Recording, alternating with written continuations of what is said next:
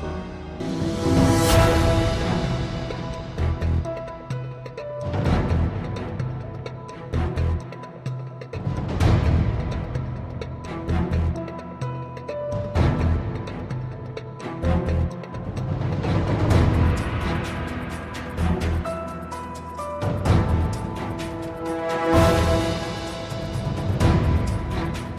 evening and welcome to the Legal Roundtable Voter Education Edition. I'm Shenequa L.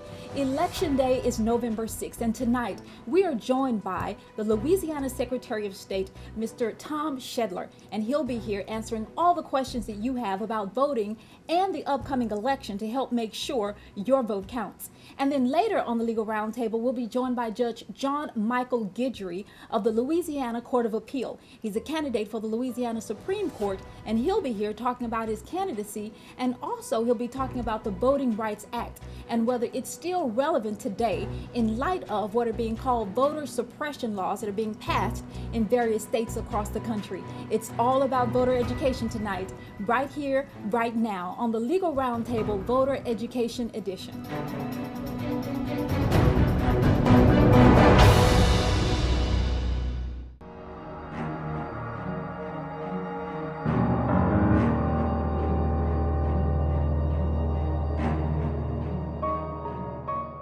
If you're a lawyer and you would like to be a guest on the Legal Roundtable TV show, call Shenequa Gray at 225-772-1819 or email to thelegalroundtable@hertzock.com.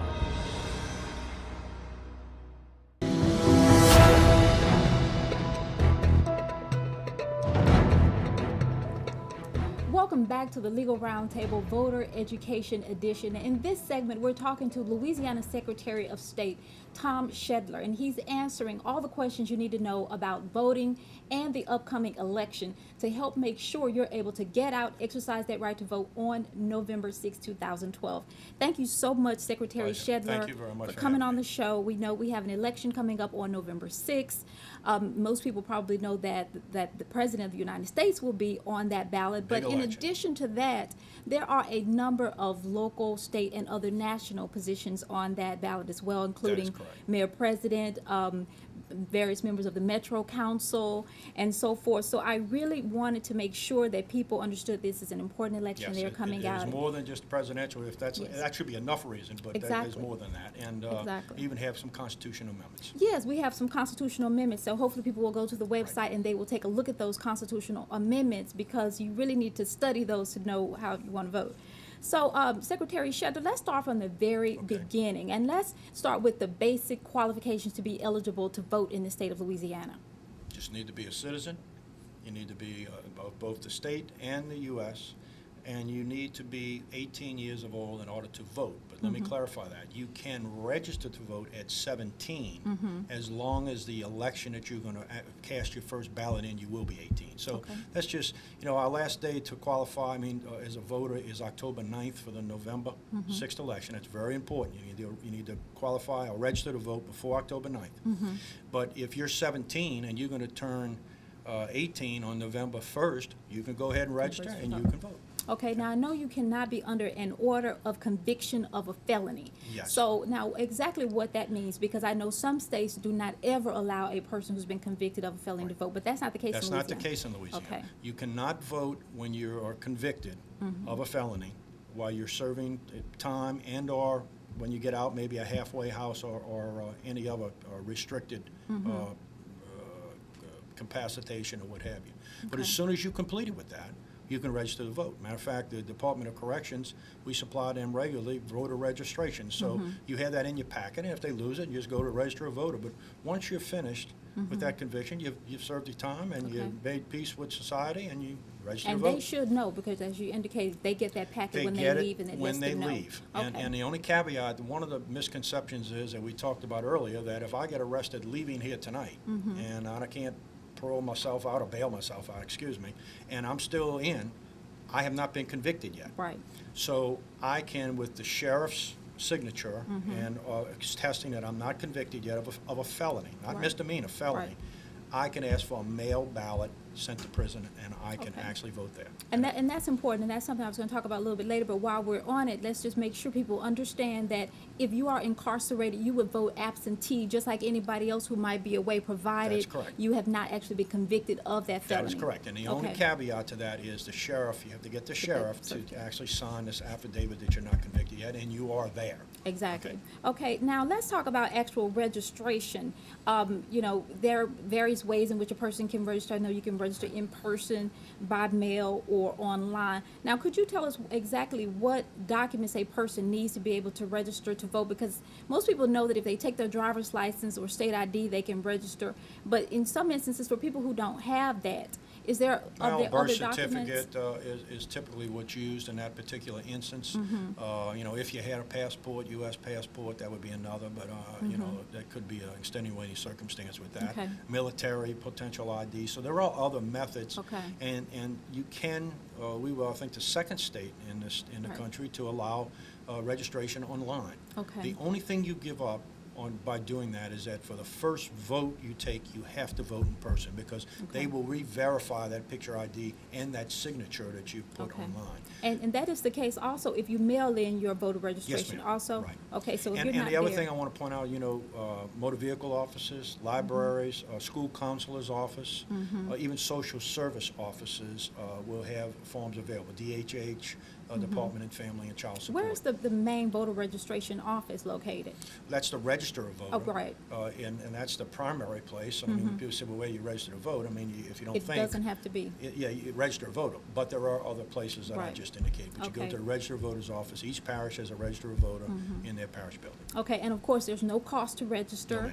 ma'am. And registration must occur 30 days prior to the election. In this case. Of which you want to vote. So Right. if you want to vote on the November presidential election, November 6th, you need to register to vote by October 9th. Okay, that's great. Now let's talk about a few special eligibility issues, including students, because you Okay. know that has made it's had national attention Right. on whether students can vote, where they can vote, and what documents they can use to prove who they are, whether or not they can use their student ID and so forth. What are the rules on Okay, students? Louisiana does not allow at this point student IDs, and, you know, to elaborate on that, the reason is the variety of student IDs amongst, community colleges and what have you. I personally think the solution to that, and one that I'm open to, but the legislature would have to agree to that, is a standardized student ID, just like we have a driver's license, that could be used, standardized, Southern University, Grambling University, Right. LSU, Baton Rouge Community College, that it's a standardized ID, that we would have something of a validation on that with Okay. like a dollar bill almost, with the, I forgot the term, you know what I'm talking Right. about, with it proves that it's not a forgery. Exactly. Now, when you say that they can't use the ID, you mean as the appropriate identification to Yes, ma'am. actually vote? That's correct. They would Okay. need, a passport, a military, driver's license. And the other thing is that they have to vote in their precinct of which they registered. Okay, and that would be if they live in the dorm, the precinct where the college is located. If they're registered there. Right, if they are registered in Hammond, Oh, okay. Louisiana, they got to go to their precinct in Hammond, Louisiana. If Okay. they change it to that, certainly, if that's their primary. And they can do that as a Yes, student? Okay. absolutely. They can change their location now. They would change from, in the example I just gave, Hammond, they registered in Tangipahoa Parish. They'd have to register now in East Baton Rouge Parish. And Right. the good thing about in the state, our system automatically would cancel that in-state. Okay. Now, when you think about students, you automatically think about people who are away, and that brings me to early voting and, of course, absentee voting. Early voting, of course, in Louisiana, we have a pretty nice Right. length of time for early voting. 79, between early voting and actual voting day, we have 79 and a half hours to vote in Louisiana. And that's October 23rd through October 30th from Right. 8:30 a.m. to 6 p.m. except that Sunday. So Except that's Sunday. 7 full days of voting from Tuesday to Tuesday. And so that is quite a bit of time. And so absentee voting by mail. Can anyone automatically Yes. vote absentee? Yes. Okay, and Yeah, so you don't need the days of old. I mean, I'm old enough to know that. You used to have to, like illness, or you were taking a long distance trip, and you used to have to prove that. You don't have to any reason. And those over 65 years of age used to be you could get a 2-year. You can now get a life. You just apply once, you automatically get all your ballots sent to your home. And the only thing I would urge especially our elderly, is, be careful. We've had several instances on mail ballots in the home with frail elderly, not in a larger community like this, but smaller, like villages or aldermen, smaller jurisdictions where you maybe have only 120 votes. You may know Miss Susie all her life. You go there and you're asking for a vote, and oh, by the way, can I help you fill out your? You need not tell you how they vote. Right, exactly. And we had an instance where literally someone had 15 of those, had all the addresses from his campaign headquarters. He didn't have enough sense to, and he had only won by 8. And what happened to him was they ended up not being counted. That's correct. Wow. Well, and now another issue that's made national attention, and Louisiana actually is doing very well on this, and that's this question about the voter, the identification requirements that a person would need when they go to the polls to actually vote. Now, we know this state ID is going to be good. We know that a driver's license is going to be good. What if a person does not have state ID or driver's license? Thank you very much. And I think that's Louisiana's secret weapon, never been challenged. Right. The law has been in place since 1997. Second state in the country to do that. It's never been challenged. I mean, I'm not saying everybody loves it, but I'm just saying it's never been challenged. And I have great data for you on that. If you come, I gave you an example. I'm the commissioner. You come to me. You lost your driver's license. It was stolen. Fell off a boat the day before. I ask you some specific questions. Name, date of birth, social security number, mother's maiden name. If you answer those appropriately, and I'm able to verify that on the computer, you're given an affidavit and you attest to that and you sign that. You just swear that you are the person you say you are. Yes, you go into the booth and you vote. Okay. And I will tell you you got folks that like that, and then you got folks over on this side that don't like that. I know some people say it's a little liberal, but let me tell you how I asked when I became Secretary of State, even as interim, I had a study done by my fraud unit. We went into 50 parishes, and we looked at every single affidavit, and we verified the information against that and what the ROV, registered voter, had, and even down to signature. We never found one fraudulent affidavit. Right, and I'm hearing that that's the same on the national level as that's well. Right. Now, and some people may think this is provisional ballots, but this is not the same as a provisional. No, you totally vote different. You get to go to the booth and vote privately, Totally but that's different than a provisional. Yeah, provisional is only in federal, and again, they're asking you questions. You don't remember if this is the right precinct. You're nowhere to be found. You're not on there at all when you're you come in. You're not on active list. You're not on inactive list. There's nothing to verify with you on the computer. So, we'll let you sign a provisional ballot. You have to. It's a mail ballot. Okay. And we allow you to vote, and then I, as those commissioners, after the polls close, look at that and determine if it's a valid based on the other information. And so let me just ask you this real briefly. Let's talk a little bit about inactive voters. If you are an inactive voter, can you vote? What causes a person to be inactive, and can you vote if you are considered an inactive voter? One of the most misunderstood concepts and procedures across the country.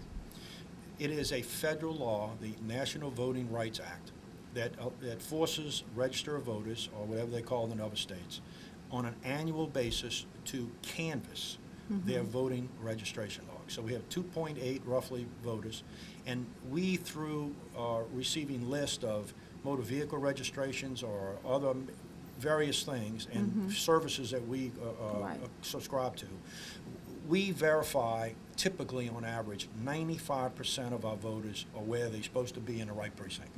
So we're only dealing with this 5% right now. Right. If you fall into that 5% and we have reason to believe, or the registered voter believes that you're no longer there, we will send notices into your home. You should respond to that and say, I'm still here, or whatever. If you ignore them, you go inactive. You go inactive. And then this is the second biggest misconception. Sitting on the inactive list doesn't mean you can't vote. It just means that when you do come in to vote, you just show up at the precinct, or I would ask people to look on the registered voter site, call the registered voter, make sure you're registered. If you have reason to believe you're on it, you can go in and rectify that today, tomorrow. Okay. But even if you don't do that, if you show up to vote, and you're in the right precinct, they're going to look and see, oh, Ms. Jones, you're on the inactive list. They're going to re-verify your information, make sure you're in the right precinct. If you've moved inside the parish, they're going to send you to the precinct that you belong. Right. Now, but the people that get removed is after they sit on this list for 3-4 years. Right. And they miss 2 federal consecutive elections. Right. Okay. Then they are removed at the end of the year. Okay. I keep hearing, Right. you know, we It's and a lot other of states are major removing people misconception before about it. November 6th. That's Right. against federal law. Okay. 90 days, you cannot remove anybody. Okay, prior to. well, we've covered a lot, and I think all of this is going to be very helpful to make sure people are able to get out and exercise their right to vote on November 6th. And just to reiterate, the last day to register to vote is October 9th, 2012. Early voting starts on October 23rd, 2012, and it goes on for 7 days. So thank you very much, Secretary Schedler, for coming and sharing this valuable information for Thank us. you. Thank We'll you. be back in a moment with more of the Legal Roundtable. Stay with us.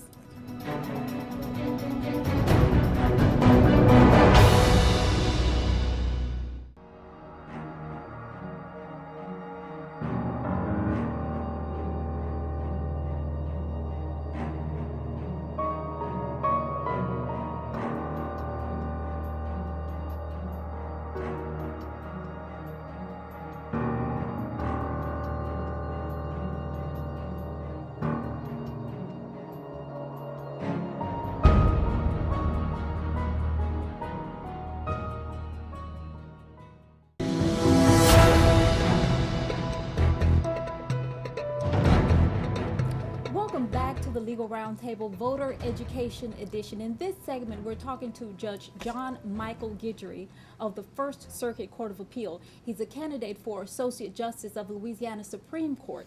And tonight he's talking about his candidacy, and he's also talking a little bit about the Voting Rights Act and whether it's still relevant today in light of what are being called voter suppression laws that are being passed in various states across the country. Welcome to the Legal Roundtable, Judge Guidry. I'm glad to be here. Thank you so much. Judge Guidry, I did not go into your background too much, even though I know you have a long, very impressive resume of public service and in the judiciary, because I wanted you to talk about what you thought was really relevant to your race to be the next Associate Justice of the Louisiana Supreme Court. So could you tell us a little bit about your professional background as it relates to your public service and the judiciary? Well, I started off as an assistant parish attorney for the parish of East Baton Rouge, and in that situation I represented the city in various legal matters. From there, I was elected to Louisiana House of Representatives. I served 1 year in the House and then went on to the Louisiana State Senate, where I served 5 years. So I started out, of course, as a law student, learning the law, and then once I graduated from law school, I started practicing the law. I also started teaching at the Southern University Law Center, and I teach appellate advocacy, and I've been teaching that since 1998. And so as a teacher at the Law Center, I've had an opportunity to help train a new generation of legal scholars, legal minds, and I was fortunate a few years ago inducted to the Southern University Law Center Hall of Fame. So I've practiced the law, I have taught the law. In the legislature, I made the law. And since I was elected to the Louisiana First Circuit Court of Appeal, I've been interpreting the law. So when the vacancy occurred on the Louisiana Supreme Court, it was sort of a consensus from a lot of people in the community across varied lines that I should seek the position, the promotion to Louisiana Supreme Court. Basically, the Louisiana Supreme Court is an appellate court, and so for nearly 15 years now, I've been doing the work of an appellate court judge. We basically review the facts and the law on the civil side and the law on the criminal side, just like the Louisiana Supreme Court. They do a couple of different things. If a law is declared unconstitutional, it bypasses my court to the Supreme Court. Death penalty is imposed, it passes my court, goes directly to the Louisiana Supreme Court, and of course issues dealing with the discipline of lawyers and judges, that goes directly to the Louisiana Supreme Court. But with those rare exceptions, and a Public Service Commission, with those rare exceptions, I've basically been doing appellate work just like I would be doing on the Louisiana Supreme Court. Somebody gave me the example, if you were on a job for a long period of time, and as new people came aboard, you supervised them and you trained them. Then of course when a promotion came up, you thought you would be the person who should get the promotion rather than the people that you've been supervising and training. Well, the situation is now that the other appellate court judges that are in this race, when they came on the court, I was already there, so I've had an opportunity to help train them to do the work of an appellate court judge. And of course, the district court judges, I supervise their work. I basically grade their papers for errors. And then, of course, the lawyers that are in the race, I basically review their cases. So being the most senior appellate judge in the Louisiana Supreme Court District 5 race, I think that, and a lot of people have agreed that it would make sense, a natural progression for me to go up to the Louisiana Supreme Court to get that promotion. since I've been doing the work, and not only doing the work at the courthouse, but I spent a great deal of time in the community, primarily in schools and churches, in civic settings, talking to young people, saying to them that, you know, a well-placed yes ma'am and a well-placed no sir, getting your education, staying away from drugs and alcohol, violence and sexual promiscuity will give you an opportunity to be whatever you want to be in life. And so that being a judge has afforded me that opportunity. Certainly to be a judge in Louisiana Supreme Court will just broaden the territory that I'll have an opportunity to do that. And so I think judges, all public servants, ought to go beyond what they do on a day-to-day basis and give back to the community. And so I've done that. So. And it seems like you have, and I think you're certainly well known for being in the community as well as for the work that you do in the judiciary as well. So I certainly agree that it seems like the natural progression. Now tell us a little bit about this vacancy that has come up, because I understand that it's been over 20 years since this particular Supreme Court district has even had a vacancy. Is that correct? Right. Chief Justice Kitty Kimball is retiring, and as a result of that, we have this election where we have 8 parishes involved. It is the parishes of East and West Feliciana, East and West Baton Rouge, Point Capee, Iberville, Livingston, and Ascension. So it's a very large district. But again, the vacancies are created as a result of Justice Kimball leaving the court after a number of years of service. And so we have an opportunity, a rare opportunity, as you pointed out, to elect a new justice to the court. And I think what people want in a justice on the Supreme Court is what I have to offer. That is a judge who has served, who has experience, who has served with honesty and integrity, who has given back to the community through various public service opportunities. And so that's why I basically offered myself to run in this race. And again, encouraged by individuals who said, because you are the most senior appellate judge in the district, then it would be a natural progression for you to get that promotion. Right. Now, and you touched on a couple of points. One of them is that you said this encompasses 8 different parishes. Correct. And I know that you have this a long history of public service, but I would think that that would be the biggest area in which you've had to campaign in. And so I would just ask, as you have gone about these different parishes and you're talking to people about this progression on to the to be an associate justice of the Louisiana Supreme Court, what is the primary message that you're trying to get out there to the people as you're talking to them? The primary message is that what you want in a judge is somebody who is honest, somebody who has integrity, somebody who has character, somebody who is willing to give back to the community. And what I'm getting is a lot of young people who are coming to me and saying, you know, you spoke at my 5th grade graduation, you spoke at my church, you spoke at these various functions in our community, and you encouraged me to get my education and be respectful, to be an honest citizen, and now they want to, you know, give me an opportunity to go to another level to continue to do that. So I've been well pleased with the response that I've gotten throughout the district. A lot of times you'll see me in the newspaper because I'm speaking throughout the district at various churches, various schools. And so I like to tell people the only time you see me in the paper is when I'm going to some school speaking about anti-bullying, or going to some church encouraging kids to do the right thing, telling them that I want to see them at the courthouse as a lawyer or to replace me as a judge, but I never want to see them there standing before me as somebody who is on their way to a life of incarceration. And so it really helps me because, you know, my job is made easier when I can reach young people at the schoolhouse and at the church house rather than having to deal with their cases at the courthouse. Exactly. Now, and if elected, this is a 10-year term on the Louisiana Supreme Court. Now, this particular term is a part of an unexpired term, correct? Right. There's 6 years left on the unexpired term. And so we will have another election after a 6-year period that will be for a 10-year term. Obviously, the election day is November 6, 2012. And, of course, the last day to register to vote will be October 9th of 2012. Is that correct? And early voting is October 23rd through October 30th, with the exception of that Sunday. So we just want to encourage all of our viewers to get out and actually exercise their right to vote on November 6, 2012.